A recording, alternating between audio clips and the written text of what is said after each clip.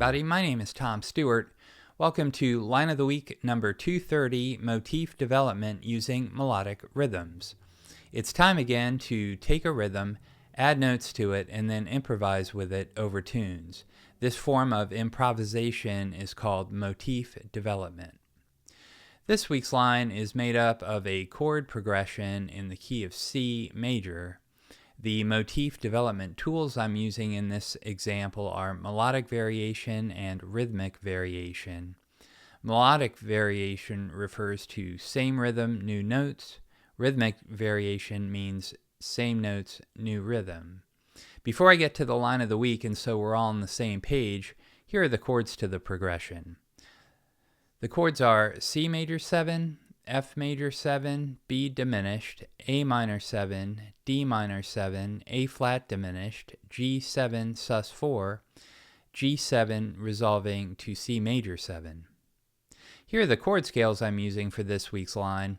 The chord scales are important because they contain chord tones and agreeable tensions. I use the notes from this chord sound to form shapes on the fretboard.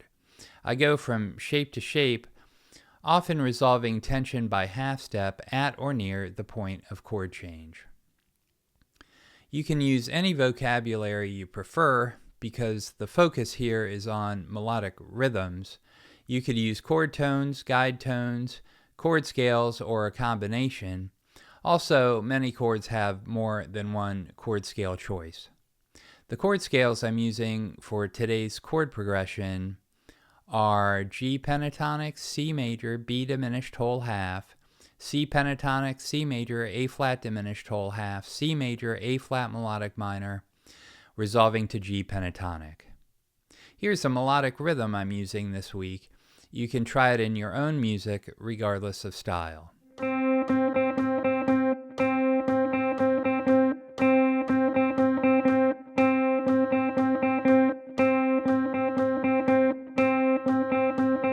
Here's the line of the week with Guitar Pro backing to make sure I'm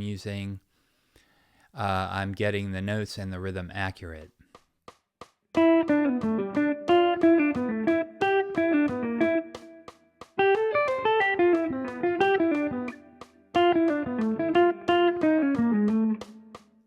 Let's look specifically at the line of the week. In measure 1, there's the original motif, meaning the melodic rhythm with notes that fit the harmony. Measure 2 contains a melodic variation of the original motif. Measure 3 contains another melodic variation of the original motif. Measures 4, 5, and 6 consist of improvised material. It's an eighth note run you could call through composed. After the motif has been established and repeated 3 times, I put this in as a contrasting run. Measure 7 contains a rhythmic variation of the original motif. Measure 8 contains a melodic variation of the original motif to end the line. Let me shift gears and ask you to head over to my website, stewartjazz.com, where you will find an instructional video which deals with the fingerstyle shapes I use. All my major, pentatonic, melodic minor, and diminished shapes are included in the video and associated PDF files. The files contain regular notation, tab, left-hand fingering, right-hand fingering, hammer-ons, and pull-offs. The video and files are $10, and your purchase helps support the channel. So that's all for this week. Take the melodic rhythm and see what you can do with it in your own music. Thank you very much for watching, and we'll see you next week.